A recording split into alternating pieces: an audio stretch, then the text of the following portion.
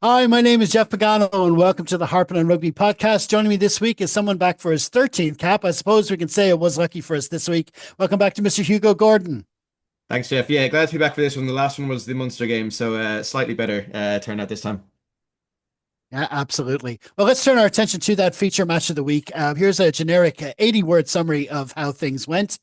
Leinster overcame Leicester Tigers 23-15 in the Investec Champions Cup after trailing 15-6 at halftime. Early setbacks included Tyke Furlong's withdrawal and injuries to Jack Conan and Jimmy O'Brien. Leicester struck through Adam Radwan and Ozzy Hassel-Collins, with Billy Searle adding points. Leinster rallied as Jemison Gibson's Parks try and Harry Burns' accurate kicking narrowed the gap. Dan Sheehan's late maul try, converted by Sam Prendergast, sealed victory. Leinster's resilience and second half dominance secured their second consecutive pool win. Now, obviously, we're going to go to a little bit more detail than that. And to start us off this week, Hugo wants to focus on the positives in Leinster's display on Friday night.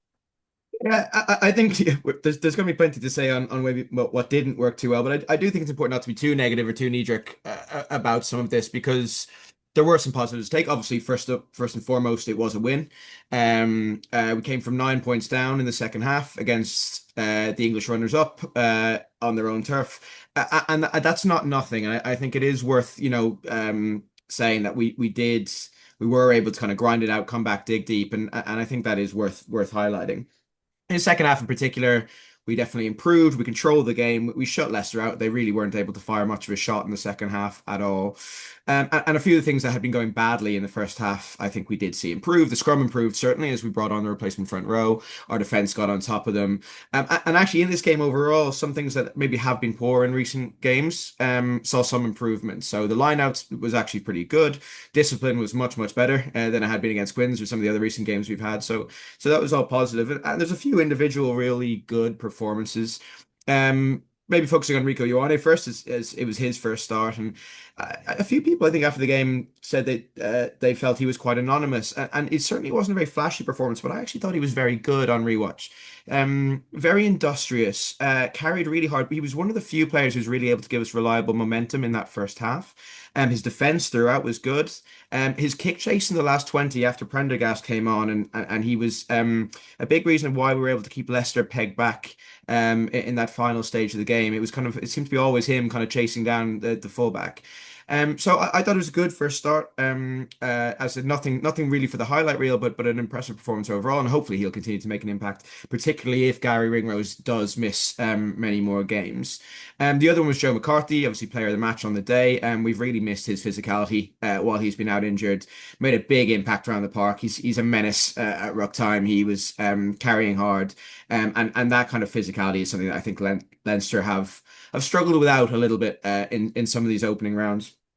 Jamison Gibson Park, I thought, was another one who could very well have won player of the match. Very good controlled game, helped us settle down when we needed a little bit, and we were getting a little bit rattled. And his try, not only just very quick thinking, but also did really well to hold off three tackles. I thought he played very well. And then Tommy O'Brien, again, he's had such a strong start to the season, and he really did everything but score yesterday. He had a couple of moments where it just didn't quite come off for him. He could easily have come away with two or three, but he was very lively. He's very visible. He comes off the wing a lot. He's just such a kind of presence in attack and defense for Leinster, and he's really made that shirt his own. It's hard to kind of imagine a Leinster squad without him these days, which, given the years of poor injuries, of injuries and issues he had, was very positive. So I think there were some good things there, and we'll talk to maybe some of the issues shortly, but I think it is worth pointing out that it was there were some good things there as well. Yeah, absolutely. I mean, we've been taking a lot of stick as Leinster fans, kind of on the social, that were kind of whining about poor results. But I mean, for Leinster, three defeats out of four in the early stages of the season, and the way results have gone and the performances haven't been what we've expected. I think we're kind of entitled to point things out. So while on last week's pod, the win over Quins, myself and Tom, tried to be positive as well in this part of the pod, looking at the way we were attacking. The attack strategy we had, the kicking game, the way we had creative players at 10, 12, and 13, looking to move the ball quickly to the wings. We were hoping to be positive and bring that forward. But then this week we picked a completely different 10, 12, 13, completely different players who play a completely different way, like to take the ball to the line, like to bring it into contact. And it was a different way. And in those early stages, it wasn't working really so well. And we did have that opportunity in the first few seconds. Tommy O'Brien's try that clever lineup move. It's just Robbie moved just that little bit too early. But if that had worked, it probably would have settled us a lot more. But as Leicester grew into that first quarter, they just kind of grew in confidence. So I suppose it's natural that, given the negativity we're bringing into it, being behind on the scoreboard at halftime for any reason, you couldn't blame the defense the way that try ended up scoring. It was just a loose ball that was hacked and got great bounces down the field. He deserved those bounces.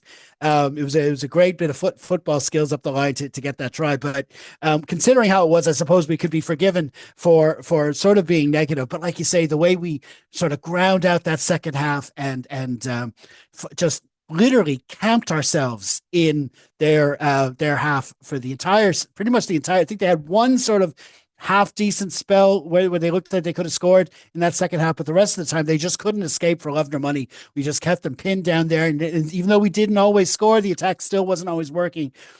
We made our own luck to get that Gibson Park try, and then finished it off well. Got that bit of distance as well to see it home. So there was definitely encouraging elements to it. Yeah, there was a patch of, I think, around the hour mark. It was really the only time they had any kind of concerted ball in that second half. And actually, if you look back and watch it again, our defense during that patch is really, really good. They really Yep. do some good things in attack during those moments. It's kind of the only thing they really do in that half.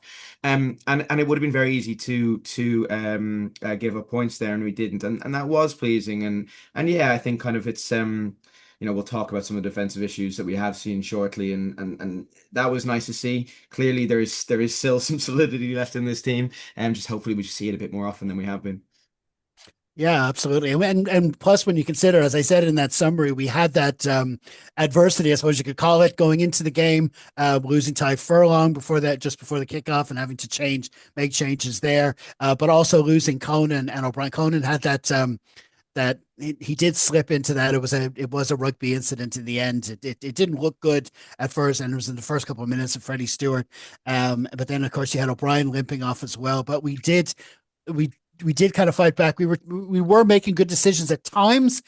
Again, when our attacks were breaking down, we were putting the boot to ball at the wrong times. And I think like Gibson Park had two blocks in one sequence that just wasn't happening. But we were taking the 3 points, which is something that we've always given out, especially away from home in big tight matches. We weren't taking the streets this time. We were, and it did help us, kept us within striking distance. So that was good. So yeah, definitely a lot of positives there for sure.